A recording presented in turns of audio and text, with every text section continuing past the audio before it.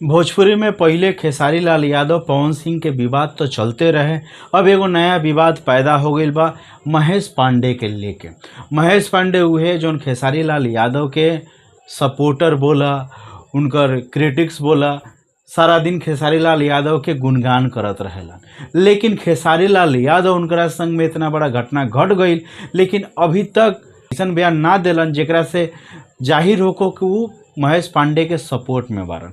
उनका right hand बोला राजीव, वो अभी बयान देले बारन कि हमनी के इस सब मामला से कोनो लेना देना नहीं खे। केहू पवन सिंह के माई बाप के गरियाई तो केहू ओकरा संग में तो ऐसा करबे करी। हम लोग ई मामला से एकदम साफा दू कदम दूरी पे बानी।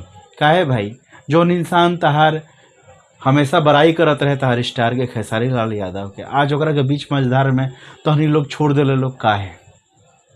और अभी ज्ञान बांटत रह कि केहू के माई बाप के ना गरियावे के चाही ना, तो ओकरा संगे ये हुई। महेश पांडे के साथ इतना गलत हो सकल बा। बहुत सारा यूट्यूबर बारा सन, जेमे मगहिया जवान, गौतम सिंह राजपूत, A1 बिहार के राजन सिंह मुकुट, वो एकदम महेश पांडे के टारगेट लेके बोला तरह सन कि महेश पांडे वहाँ गलत करे खातिर गई रहे। वो रूम में एगो लड़की के संग में रहे, साथ में दारू के बोतल लेके गई रहे, कॉन्डोम लेके गई रहे। तो वो वहाँ लड़की के केहू के इंटरव्यू लेवे खातिर गई रहे, तो वो होटल में लेके गई रहे गलत काम करे खातिर। तो लड़की घबरा गई, तो बचे खातिर विशाल सिंह के फ़ोन कैलक, तो विशाल सिंह वहाँ पहुँचलन लड़की के बचावे खातिर एकदम हीरो स्टाइल में। ये बात सुन के हजम ना भइल गौतम सिंह राजपूत। जौन तुम बयान देता रह कि वो लड़की विशाल सिंह के फ़ोन कैलस और विशाल सिंह वहाँ पहुँच गईलन, ये बात तो हजम ना भइल। विशाल सिंह अचानक वो होटल में का करत रहला जे पहुँच गईलन, और बॉम्बे रहे वाला आदमी दिल्ली में का करत रहे जे पहुँच गई अचानक वहाँ। ये पूरा मामला एकदम षड्यंत्र के तहत रचल गई रहे। षड्यंत्र के तहत महेश पांडे को वहाँ बुलावल गई रहे और षड्यंत्र के तहत उनका संग में गलत काम भइल रहे। तो आज ओकर परिवार के आदमी गरियावत विशाल सिंह के, पवन सिंह के, तो कौन गलत काम करता? आज भोजपुरी इंडस्ट्री के जो बड़ा स्टार बारन, पवन सिंह अपने आप के पावर स्टार कहेलन, वो कहीं ना कहीं इस चीज़ में शामिल बारन। ये चीज़ के माने के चाहिए जौन उनकर चमचा बारसन। चमचवा तो कहाँ बनिया सा? एक इंसान के संग में इतना गलत हो सकल बा, ओकरा के नंगा करके उठक बैठल करवावल गई रहे। ये कहाँ के सभ्य समाज? जब इंसान वो गलत कैले रही तब वहाँ लड़की भी होके के चाहिए। लड़की कहाँ रहे? लड़की के तो कोनो पता ना रहे। वहाँ विशाल सिंह रहन। विशाल सिंह अपन गन पॉइंट पे, अपना बाहुबल के दम पे महेश पांडे से उठक बैठक करवैलस वो इंसान, और बहुत गंदा गंदा गाली भी देलस। तो ये कहाँ के उचित रहे? ये कहाँ के सभ्यता बा? ये हमरा ना बुझे। आज गौतम सिंह राजपूत, राजन सिंह मुकुट ये बात के लेके काहे नहीं के बोला सा कि वो लड़की वहाँ जौन रहे वो कैमरा पे काहे ना आयल? विशाल सिंह ओकरा के काहे ना देखैलस? जब वो गलत करे खातिर वहाँ गई रहे तो एक शादीशुदा आदमी के बदनाम कइल जाता और कहता रसन कि ये लड़की के संग में गलत करेला। तो भाई तहार जेकर चाटेला लोग पवन सिंह, वो कौन दूध के धोल हुआ?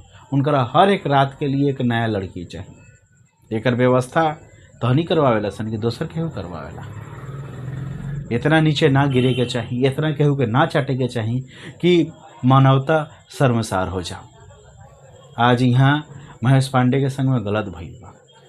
खेसारी लाल यादव के सपोर्ट कैला के सजा मिला। आज खेसारी लाल यादव भी महेश पांडे से पल्ला झाड़ लेता। जब खेसारी लाल यादव पवन सिंह के संग में ना सकेलन तो ये चुटपुटिया कहाँ से सकिया सन? पवन सिंह अपने आप के स्टार बोले, पवन सिंह स्टार ना हुआ, पवन सिंह गुंडा हुआ। उनकरा के सिंगिंग छोड़ के अब गुंडई करे के चाहिए। सिंगिंग में कुछ रखल नहीं है, गुंडई करा पवन सिंह, वो ठीक रहे। और ये जो रायता फैले बारा, एक इंसान के इतना भी बेइज्जती ना करवा देवे के चाहिए जो अपने आप के नज़र में घिर जाओ। आज 4 दिन भइल, जौन इंसान एक दिन में 4 गो वीडियो डालत रहे, वो 4 दिन में 1 गो वीडियो नहीं के डल ले, जैसे यूट्यूब से गायब हो गई बा। इतना भी केहू के मत तोड़ दे लोग कि केहू के ज़िंदगी खराब हो जाए, बर्बाद हो जाओ। पवन सिंह के बुराई का एगो महेश पांडे करेला, बहुत सारे क्रिटिक्स बारा सन बुराई करेला सन। तो और सबके तो ना पहुँचैले, अगर का पहुँचैले खैर कोनो बात नहीं कि इहो इंसान के शिक्षा मिले के चाहिए जे केहू के उतना बुराई ना करे के चाहिए, आ केहू के उतना चमचाई भी ना करे के चाहिए। जौन एकरा संगे भइल बा कुछ हद तक सही भी बा और बहुत हद तक गलत बा। तहरो बहुत सारा क्रिटिक्स बारा सन जौन खेसारी लाल यादव के छक्का मौगा काका कहत रहेला सन, ये सही बा।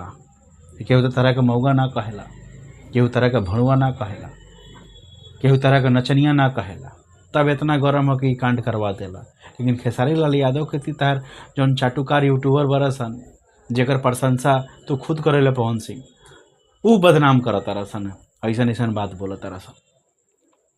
तो फ्रेंड्स रउआ सभे के का लगता कि षड्यंत्र के तहत ही काम कइल गइल बा ना एमे पवन सिंह के हाथ बा, और खेसारी लाल यादव के महेश पांडे के साथ देवे के चाही कि ना देवे के चाही, कमेंट्स करके बताई। अगर चैनल पर नया बानी तो चैनल के सब्सक्राइब कर ली। तो चलिए फ्रेंड्स, अगला वीडियो में फिर से मुलाकात हुई।